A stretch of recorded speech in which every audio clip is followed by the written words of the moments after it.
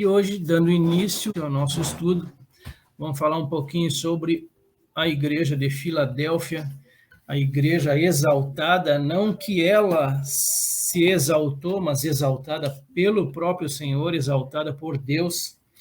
E eu quero começar com a leitura bíblica dessa noite.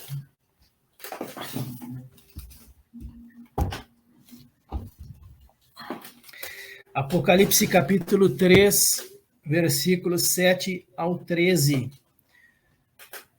Diz assim: E ao anjo da igreja que está em Filadélfia escreve: Isto diz o que é santo, o que é verdadeiro, o que tem a chave de Davi, o que abre e ninguém fecha, e fecha e ninguém abre. Eu sei as tuas obras. Eis que diante de ti pus uma porta aberta, e ninguém a pode fechar, tendo pouca força. Guardaste a minha palavra, e não negaste o meu nome. Eis que eu farei aos da sinagoga de Satanás, aos que se dizem judeus e não são, mas mentem. Eis que eu farei que venham e adorem prostrados a teus pés, e saibam que eu te amo. Como guardaste a palavra da minha paciência, também eu te guardarei da hora da tentação, que há de vir sobre todo o mundo, para tentar os que habitam na terra. Eis que venho sem demora. Guarda o que tens, para que ninguém tome a tua coroa. A quem vencer, eu o farei coluna no templo do meu Deus, e dele nunca sairá. E escreverei sobre ele o nome do meu Deus e o nome da cidade do meu Deus, a nova Jerusalém, que desce do céu, do meu Deus, e também o meu novo nome. Quem tem ouvidos, ouça o que o Espírito diz às igrejas. Amém. E eu vou comentar um pouquinho sobre esses vídeos que a gente viu. Então, um deles, ele vai falar que aquela cidade, a cidade de Filadélfia, a antiga Filadélfia, se chama Alaşehir hoje, na Turquia. Ele fala também sobre Filadélfia significando amor fraternal, e a gente vai ver dois personagens nessa história, tanto em um dos vídeos como no outro, fala que o rei de Pérgamo, ele amava muito o seu irmão, e ele vai nomear essa cidade aí em homenagem a ele, ao seu irmão. E finalmente ele fala que poucas coisas sobraram, a gente vê ali até pelas imagens, né? Poucas ruínas sobraram nessa cidade. O segundo vídeo, ele fala que a cidade localizava-se em uma importante rota comercial que ligava Sardes a Laodiceia. Se a gente olhar no mapa, esse aqui que está aparecendo, a gente vai ver exatamente isso. Filadélfia fica realmente entre Sardes e Laodiceia. Filadélfia foi fundada no século II a.C. pelo rei de Pérgamo, Eumênes II. Ele nomeou a cidade em homenagem ao irmão Átalo II. Ela foi construída em uma região de terremotos e um deles devastou a cidade, talvez o maior deles, isso no ano 17 depois de Cristo. E também ele menciona que Jesus só faz elogios a essa igreja. O terceiro vídeo que a gente assistiu, ele novamente vai falar sobre esses personagens. Eumênes II, o rei de Pérgamo, ele nomeia a cidade em homenagem a seu irmão Átalo II, que já havia morrido. Vamos para as considerações iniciais, então. Lembrando que essa aqui é a segunda parte do livro de Apocalipse, as coisas que são, que é o capítulo 2 e o capítulo 3, a gente vai estar sempre lembrando isso. Vamos iniciar, então, com o significado das 7 igrejas do Apocalipse, também como é de praxe a gente fazer. Então, basicamente, existem duas interpretações principais sobre este assunto. Uma das interpretações defende que as 7 igrejas do Apocalipse representam 7 períodos sucessivos da história da igreja. Essa interpretação é conhecida como as 7 eras da igreja. E nessa interpretação, o significado das 7 igrejas do Apocalipse é o seguinte: vou relembrar a todos nós as igrejas anteriores que a gente viu até a noite de hoje, que é Filadélfia. Éfeso, então, representa a igreja apostólica, vai do ano 30 ao ano 100 depois de Cristo. Esmirna representa a igreja perseguida, a igreja dos mártires, vai do ano 100 até 312 depois de Cristo. Pérgamo representa a igreja que se uniu ao Estado, vai do ano 313 a 590. Tiatira representa a igreja da Idade Média, corrupta e idólatra, do ano 590 até 1517. Sardes representa a igreja da Reforma, de 1517 a 1730. E, finalmente, Filadélfia representa a igreja missionária, que vai do ano 1730 a 1900 depois de Cristo, sendo que alguns entendem que esse período até a volta de Cristo ocorrendo paralelamente à igreja de Laodiceia, que é a última igreja que a gente vai estudar semana que vem, se Deus permitir. A outra interpretação, então, defende que as igrejas do Apocalipse e o conteúdo de suas cartas representam condições que se repetem muitas vezes durante a história da igreja, ou seja, não descrevem um período específico da história, mas realidades que sempre estiveram presentes na igreja. E aí, como considerações iniciais, vamos ver o quadro das dedicatórias aqui. Dedicatória, então, à igreja de Filadélfia. Como que Jesus se apresenta a essa igreja? Estas coisas diz o santo, o verdadeiro, aquele que tem a chave de Davi, que abre e ninguém fechará, e que fecha e ninguém abrirá. Ele só faz elogios a essa igreja, ele diz que conhece as obras que você realiza. Eis que tenho posto diante de você uma porta aberta, a qual ninguém pode fechar. Sei que você tem pouca força, mas guardou a minha palavra e não negou o meu nome. Eis o que farei com alguns dos que são da sinagoga de Satanás, desses que se declaram judeus e não são, mas mentem. Eis que farei com que venham até você, prostrem-se aos seus pés e reconheçam que eu amo você. Você guardou a palavra da minha perseverança, por isso também eu o guardarei da hora da provação que há de vir sobre o mundo inteiro, para pôr à prova os que habitam sobre a terra. Como repreensões não houve, Filadélfia não foi repreendida. Como aconselhamento, ele diz: venha sem demora, conserve o que você tem para que ninguém tome a sua coroa. E as promessas ao vencedor, farei com que seja uma coluna no santuário do meu Deus, e dali jamais sairá. Gravarei sobre ele o nome do meu Deus, o nome da cidade do meu Deus, a nova Jerusalém que desce do céu, vinda da parte do meu Deus e o meu novo nome. Então, o versículo 3:7 é o primeiro. E ao anjo da igreja que está em Filadélfia escreve: isto diz o que é santo. Então, a primeira coisa que eu coloco para a gente meditar é essa primeira parte desse primeiro versículo, ele falando então desse Deus santo, ou o Senhor Jesus. A gente vai ver aqui, sobre o santo de Deus. Eu trago versículo 24 do capítulo 1 de Marcos. Aqui diz assim: o que você quer conosco, Jesus Nazareno? Você veio para nos destruir? Sei muito bem quem você é, o Santo de Deus. E isso aqui não são pessoas que estão falando, são próprios demônios. Aqui a gente passa para a segunda parte, o que é verdadeiro. Eu também trago apenas uma referência a respeito disso. Está lá em 1 João, capítulo 5, versículo 20. E sabemos que já o Filho de Deus é vindo e nos deu entendimento para que conheçamos ao verdadeiro. E no que é verdadeiro estamos, isto é, em seu Filho Jesus Cristo.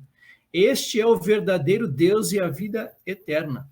Então, aqui o finalzinho do versículo 7 fala sobre o Senhor como tendo a chave de Davi, que abre e ninguém fecha, e fecha e ninguém abre. Está aqui, a gente entende também como sendo a autoridade de Jesus, nesse caso. Então está bem específico aqui, bem claro essa parte. A gente então vê Lucas, capítulo 1, versículo 31 ao 33. Aqui o anjo Gabriel falando com Maria. Tá? Você ficará grávida e dará à luz um filho, a quem chamará pelo nome de Jesus. Este será grande e será chamado Filho do Altíssimo. Deus, o Senhor, lhe dará o trono de Davi, seu pai. Ele reinará para sempre sobre a casa de Jacó e o seu reinado não terá fim. Apocalipse capítulo 1, versículo 17 e 18. Não tenha medo, eu sou o primeiro e o último, e aquele que vive. Estive morto, mas eis que estou vivo para todo sempre, e tenho as chaves da morte e do inferno. Isaías 22, 22. Porei sobre o ombro dele, aqui falando de Eliaquim, filho de Ilquias. Ele vai botar sobre o ombro dele a chave, como um símbolo de poder, a chave da casa de Davi. Ele a abrirá e ninguém fechará, fechará e ninguém abrirá. Aí o versículo 8 agora, ele diz que conhece as tuas obras, eis que diante de ti pus uma porta aberta, e ninguém a pode fechar. Será que essa porta é a porta da salvação que ele está abrindo para essa igreja? Ou seria a porta do evangelho? Aí, quando a gente vai pesquisar sobre isso, sobre portas abertas, a gente vai ver mais para esse lado aí, a porta do evangelho mesmo. Lá em Atos, capítulo 14, versículo 27 e 28, vai dizer assim, quando chegaram, aqui falando de Paulo e Barnabé, durante a primeira viagem missionária, eles vão chegar a Antioquia, reuniram a igreja e relataram tudo o que Deus havia feito com eles e como tinha aberto aos gentios a porta da fé.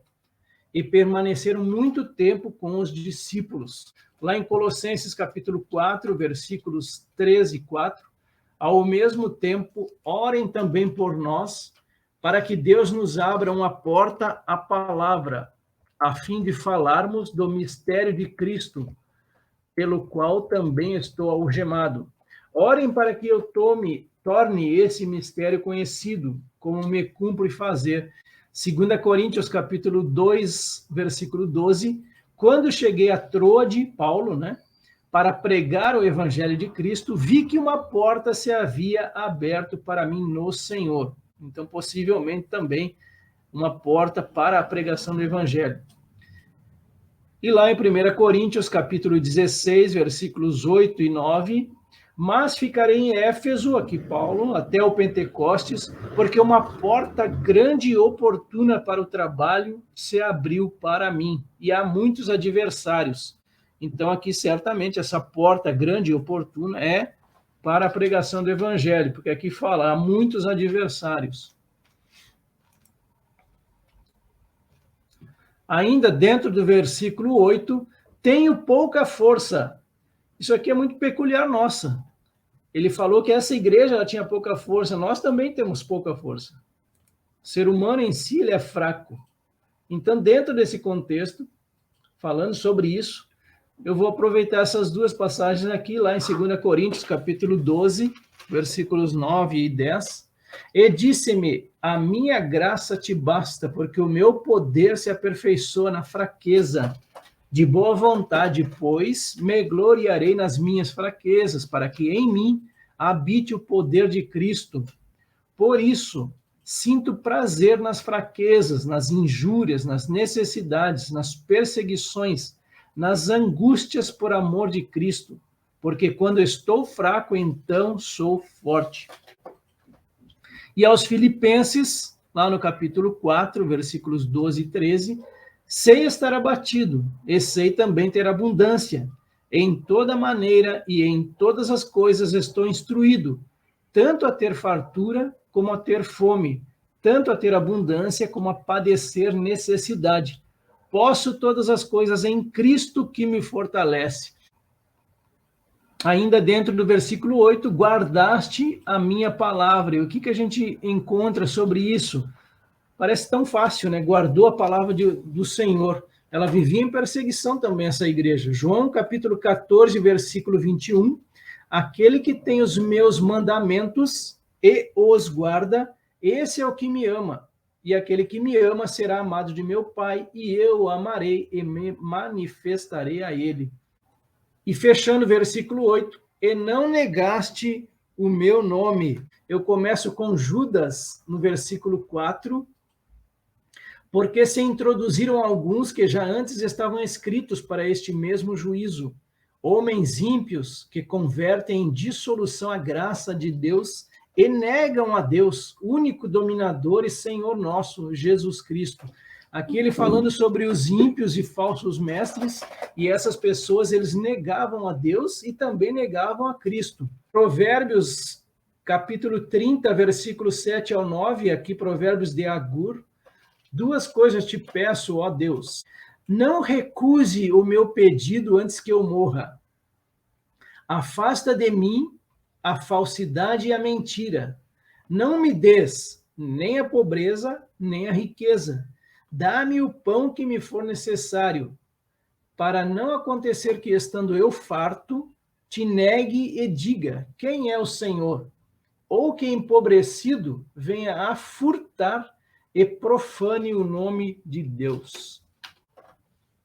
E ainda em Lucas, capítulo 12, versículos 8 e 9, digo mais a vocês, todo aquele que me confessar diante dos outros, também o Filho do Homem o confessará diante dos anjos de Deus. Mas o que me negar diante das pessoas, será negado diante dos anjos de Deus.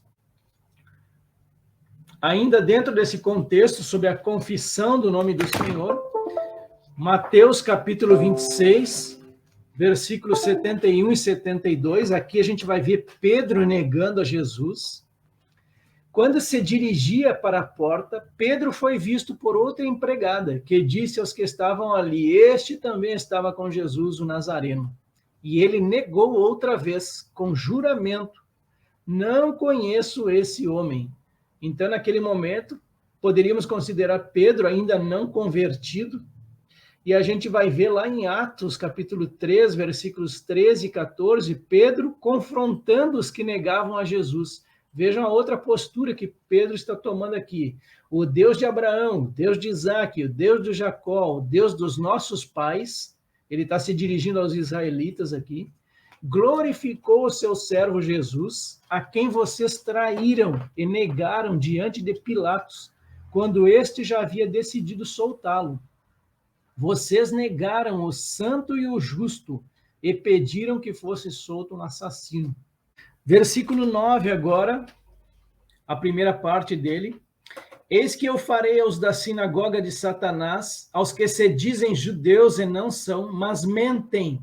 A gente já havia estudado sobre isso, sobre essa sinagoga de Satanás. A gente vê aqui, ó, lá a carta a Esmirna, capítulo 2 de Apocalipse, versículo 9. Conheço a tribulação pela qual você está passando, a sua pobreza, embora você seja rico, e a blasfêmia dos que se declaram judeus e não são, sendo isto sim sinagoga de Satanás. A segunda parte desse versículo 9, eis que eu farei que venham e adorem prostrados a teus pés. E Moisés continuou, então todos esses seus oficiais descerão a mim e se inclinarão diante de mim, dizendo, saiam daqui você e todo o povo que o segue, e depois disso sairei. E enfurecido, Moisés se retirou da presença do faraó. E saibam que eu te amo, versículo 9, aqui a gente fecha esse pequeno contexto deste versículo aqui, o Senhor dizendo a eles que o ama. A gente vê isso muito com relação aos judeus. A gente lendo aqui nos versículos lá do Antigo Testamento, a gente vê, ó, Deus, o resgatador de Israel, Isaías 43, versículo 4, visto que foste precioso aos meus olhos, digno de honra, e eu te amei, darei homens por ti e os povos pela tua vida. Lá em Zacarias também, da mesma forma, assim diz o Senhor dos Exércitos, tenho grande amor por Sião, ou seja, pelos judeus, por Israel. É um amor tão grande que me leva à indignação contra os seus inimigos. Versículo 10 agora, Apocalipse 3:10, porque guardaste a palavra da minha perseverança. Aqui está a perseverança dos santos, os que guardam os mandamentos de Deus e a fé em Jesus. Essa segunda parte, que é o que eu gostaria que vocês atentassem para isso, ele diz assim, ó, também eu te guardarei da hora da provação que há de vir sobre o mundo inteiro, para experimentar os que habitam sobre a terra. Então, esse versículo aqui, o versículo 10 de Apocalipse 3, é uma das maiores referências que os pré-tribulacionistas defendem com relação ao arrebatamento da igreja antes da grande tribulação. E eu, da mesma forma, também penso assim. Ele diz aqui, ó, também eu te guardarei da hora da provação que há de vir sobre o mundo inteiro. Então, o entendimento que se tem aqui é que virá sobre toda a terra um período de grande tribulação e o Senhor aqui ele vai guardar a igreja da hora da provação. Então, ele não está dizendo que vai guardar na hora, ou seja, durante, não, ele vai guardar da hora, ele vai... o entendimento que se tem, então, é que a igreja será arrebatada antes e vai ser guardada dessa hora da provação sobre o mundo inteiro. Então, tenham isso sempre em mente. Tá? Essa tese, essa defesa dos pré-tribulacionistas também é baseado nesse versículo aqui. Então, aqui eu tenho algumas referências a respeito disso. Ó. A hora da tentação, entendido como a grande tribulação, defendido pelos pré-tribulacionistas, como eu havia falado aqui. Mas aqui vou começar com Daniel, capítulo 12, versículo 1. Nesse tempo se levantará Miguel, o grande príncipe, o defensor dos filhos do povo de Deus, e haverá tempo de angústia, como nunca houve, desde que existem nações até aquele tempo. Mas naquele tempo o povo de Deus será salvo, todo aquele que for achado inscrito no livro. Zacarias capítulo 13, versículo 8 e 9, falando da grande tribulação também. Em toda a terra, diz o Senhor, 2/3 dela serão eliminados e morrerão, mas 1/3 parte irá sobreviver. Farei essa 1/3 parte passar pelo fogo e a purificarei como se purifica a prata e a provarei como se prova o ouro. Eles invocarão o meu nome e eu os atenderei. Direi, vocês são o meu povo, e eles responderão, o Senhor é o nosso Deus. 1 Coríntios capítulo 10, versículo 13, não sobreveio a vocês nenhuma tentação que não fosse humana, mas Deus é fiel e não permitirá que vocês sejam tentados além do que possam suportar. Pelo contrário, juntamente com a tentação, proverá livramento, para que vocês a possam suportar. Spoiler agora, Apocalipse capítulo 11, versículo 10. Os que habitam sobre a terra se alegram por causa deles. Realizarão festas e enviarão presentes uns aos outros, porquanto esses 2 profetas atormentaram os que moram sobre a terra. Então, esses 2 profetas se referem aqui às 2 testemunhas mártires, que nós vamos estudar ainda também. Por isso que eu coloco spoiler sempre. E eu fecho aqui, 2 Pedro, capítulo 2, versículo 9, é porque o Senhor sabe livrar da provação os piedosos e reservar sob castigo os injustos para o dia do juízo. Eis que venho sem demora, guarda o que tens para que ninguém tome a tua coroa. Então eu pego essa primeira parte, letra A do versículo 11, eis que venho sem demora. E quais as referências que temos a respeito da volta de Jesus, porque é isso que ele está falando. Sofonias, capítulo 1, versículo 14. Está perto o grande dia do Senhor, está perto e vem chegando depressa.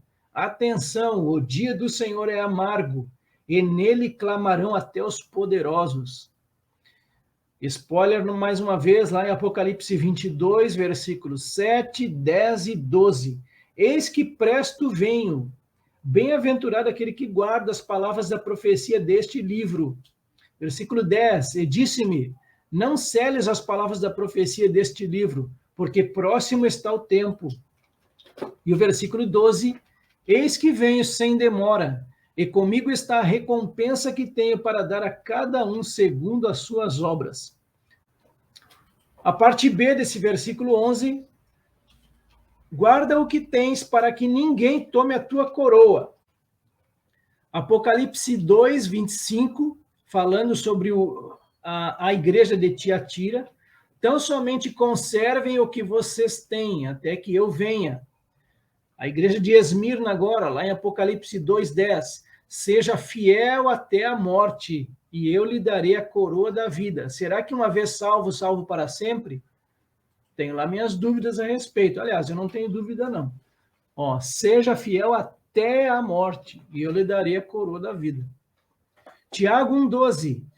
Bem-aventurado é aquele que suporta com perseverança a provação, porque depois de ter sido aprovado, receberá a coroa da vida, a qual o Senhor prometeu aos que o amam. Então, existe uma coroa prometida aos que vencerem. Que coroa será essa? Não sabemos, só no momento lá, só na hora. 1 Pedro 5:4. E quando o Supremo Pastor se manifestar, vocês receberão a coroa da glória que nunca perde o seu brilho. Então, existem várias promessas a respeito dessa coroa, como lá em 1 Coríntios 9:25. Todo atleta em tudo se domina, aqueles para alcançar uma coroa corruptível, nós, porém, a incorruptível. Uma coroa que dura eternamente, não se consome. 2 Timóteo, capítulo 4, versículo 8. Desde agora me está guardada a coroa da justiça, que o Senhor, reto juiz, me dará naquele dia, e não somente a mim, mas também a todos os que amam a sua vinda. Versículos 12 e 13 agora de Apocalipse. A quem vencer, eu destaquei esse primeiro ponto aqui, tá? A quem vencer, não esqueçam. Eu o farei coluna no templo do meu Deus, e dele nunca sairá. Também é impossível nós sabermos de que forma que se dará isso. Somente naquela hora, naquele momento lá. Que coluna será essa? De que forma será isso? 1 Reis, capítulo 7, 21, falando das duas colunas do templo. Depois levantou as colunas no pórtico do templo, falando sobre Salomão. E levantando a coluna direita, pôs-lhe o nome de Jaquim, que significa ele estabelecerá. E levantando a coluna esquerda, pôs-lhe o nome de Boaz, que significa ele vem em poder. Jeremias 1, 18 e 19. Jeremias é colocado como coluna do Senhor, porque eis que hoje te ponho por cidade forte, por coluna de ferro, e por muros de bronze contra toda a terra, contra os reis de Judá, contra os seus príncipes, contra os seus sacerdotes e contra o povo da terra. E pelejarão contra ti, mas não prevalecerão contra ti. Porque eu sou contigo, diz o Senhor, para te livrar. Em Gálatas 2:9, o apostolado aos judeus e aos gentios. E quando reconheceram a graça que me foi dada, falando de Paulo aqui, Tiago, Cefas e João, que eram reputados colunas, aqui falando da igreja, né? Estenderam a mim e a Barnabé a mão direita da comunhão, a fim de que nós fôssemos para os gentios e eles fossem para a circuncisão. Aqui ainda em Apocalipse 3:12, escreverei sobre ele o nome do meu Deus. A gente vai ver lá em Apocalipse 14, versículo 1, ele diz assim, olhei e eis que o Cordeiro estava em pé sobre o monte Sião, com ele estavam 144 mil que tinham escrito na testa o nome do Cordeiro e o nome de seu pai. Como que vai se dar isso? Se alguém souber, me diga. Apocalipse 22, versículos 13 e 4, nunca mais haverá qualquer maldição. Nela estará o trono de Deus e do Cordeiro. Os seus servos o adorarão, contemplarão a sua face, e na sua testa terão gravado o nome dele. Lá em Isaías 65:15, a respeito do restante fiel de Israel, e a seus servos chamará por outro nome. É um mistério, de fato. Apocalipse 2:17, quem tem ouvidos, ouça o que o Espírito diz às igrejas, ao que vencer, darei eu a comer do maná escondido, e dar-lhe-ei uma pedra branca, e na pedra um novo nome escrito, o qual ninguém conhece, senão aquele que o recebe. A gente viu isso lá na igreja em Pérgamo.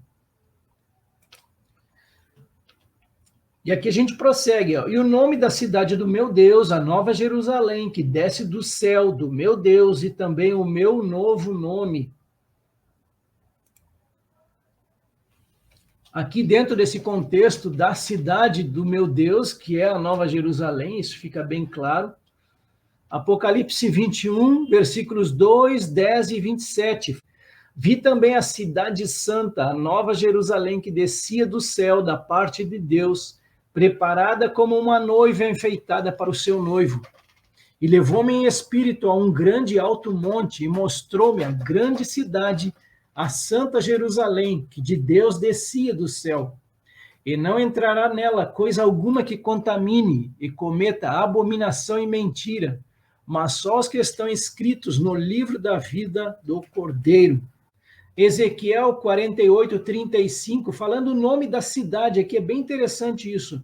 O contorno será de 9 quilômetros, e o nome da cidade, desde aquele dia, será: o Senhor está ali. Que maravilha, glória a Deus. Fechando, então, quem tem ouvidos, ouça o que o Espírito diz às igrejas. Interpretações a respeito desse contexto com alguns autores que a gente tem trazido aí.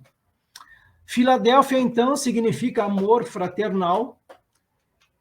A antiga cidade, hoje ela se chama Alaşehir, ela está lá na Turquia. Filadélfia é o grupo de irmãos que tinham pouca força, mas eram fiéis. O mestre, o Senhor Jesus, ele prevê para eles muitas oportunidades adiante. Eles são fracos diante dos homens, mas poderosos para Jesus. Eles são exortados a conservarem o que possuem, para que ninguém tome sua coroa.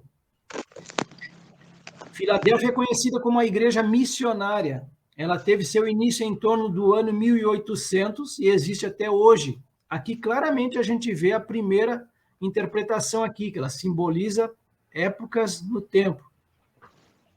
Filadélfia representa a igreja no sexto período, 1798, 1844, segundo este autor. As cartas escritas para Filadélfia, assim como para Esmirna, foram as que não receberam nenhuma repreensão. Essas duas cidades foram as únicas que retiveram seu caráter e população cristã por mais tempo do que as outras cidades da Ásia Menor. A carta para Filadélfia contém somente elogios. A respeito da chave de Davi, um dos autores diz que Cristo tem o direito de admitir ou excluir as pessoas do reino de Deus. Os judeus reivindicavam que só Israel tinha o privilégio de entrar no reino. O poder das chaves é a autoridade exclusiva de Jesus Cristo, o Messias davídico, melhor dizendo. Sobre a porta, o contexto indica que Cristo colocou diante do seu povo uma porta de entrada para todos os privilégios do seu reino e do serviço cristão, uma entrada que ninguém pode impedir. Sobre a porta aberta ainda se refere à preparação do caminho para que o evangelho seja enviado para todo mundo. A respeito do pouca força que essa igreja tinha, não é uma indicação de fraqueza espiritual, mas de serem poucos em número. No entanto, esses poucos, falando daqueles que verdadeiramente conhecem o Senhor, eles tocaram o mundo com o evangelho de Jesus Cristo. A igreja desse período tinha pouca força, segundo outro autor, porque não tinha o apoio e os recursos do Estado, como ocorria no período anterior. Falando sobre as mentiras que eram ditas ali, mentem, revela o fato de que Deus não reconhece as reivindicações espirituais da nação de Israel, segundo esse autor aqui. Prostrados, isso se refere à vinda da era do reino, quando Cristo governará pessoalmente toda a terra, com Israel restaurado. Israel, então, se prostrará aos pés de Cristo, a quem os gentios aceitaram. Aqui ele está falando, então, num período futuro, para esse autor. Hora da provação. Um dos autores diz o seguinte: deve ser uma alusão às dores messiânicas, sofrimento e perseguição que cairão sobre o povo de Deus antes da vinda de Cristo. A provação atingirá os crentes na perseguição do anticristo, enquanto os pagãos, os que habitam sobre a terra, sofrerão o julgamento divino. Para outro autor, a hora da tentação não se refere à futura tribulação da 70ª semana de Daniel, mas a uma hora de provação ou tribulação sobre as igrejas na época de João. E outro autor falando ainda sobre a hora da tentação, ele diz aqui simplesmente que a igreja será arrebatada antes da grande tribulação. Sobre essa coluna, um dos autores diz que esse simbolismo talvez se entenda pelo costume de honrar um sacerdote pagão com o acréscimo de uma coluna ao templo local. O crente fiel tem a segurança de ser estabelecido eternamente no reino e na comunhão com Deus. Coluna ainda, outro autor falando sobre isso, usado figurativamente aqui para referir-se à estabilidade e autoridade. 4 coisas sobre Filadélfia. Um dos autores vai trazer 4, então, itens a respeito dessa igreja. Ela tem obras, pouca força, ela guarda a palavra do Senhor e não nega o nome de Jesus também. 10 predições agora a respeito dessa igreja. Para ele, 4 foram cumpridas e 6 são futuras. Expõe todos os mentirosos, eu os humilharei diante de ti, confirmarei para eles o meu amor por ti, te guardarei da perseguição, virei sem demora, aqui certamente já são as 6 futuras que ele coloca, eu te farei coluna no templo do meu Deus, tu nunca sairás dele, mas sempre terás uma habitação segura. Eu te darei o nome de Deus e eu te darei o nome da Nova Jerusalém. E, finalmente, eu te darei o meu novo nome. A respeito do assunto venho em breve, um dos autores diz que é uma referência ao arrebatamento, pois esta é a vinda de Cristo que a igreja experimentará antes do segundo advento. E para outro autor, venho sem demora, né? Novamente se refere ao arrebatamento. A respeito do tema, ninguém tome tua coroa. Para que serviria esta afirmação se não houvesse a possibilidade de um cristão perder a sua coroa? Ele está perguntando aqui. Tome a tua coroa. O diabo vai utilizar homens religiosos para tentar nos apartar da nossa fé em Cristo na cruz. Esse é um outro significado que um outro autor traz. Sob o templo do meu Deus, refere-se à casa eterna dos remidos. E, finalmente, o último tema aqui, escreverei. 3 nomes a serem escritos sobre os que vencerem. O nome de Deus Pai, o nome da Nova Jerusalém, a principal cidade de Deus, e o novo nome de Cristo. Isto, sem dúvida, segundo ele, será literal. Aí ele cita algumas passagens aqui de Apocalipse. E as marcas da besta, que serão literais também, citando outras referências aqui de Apocalipse. Então, essas são as referências, algumas opiniões, vamos dizer assim, de alguns autores a respeito desse contexto todo que a gente viu nessa noite, capítulo 3, versículo 7, ali até o versículo 13.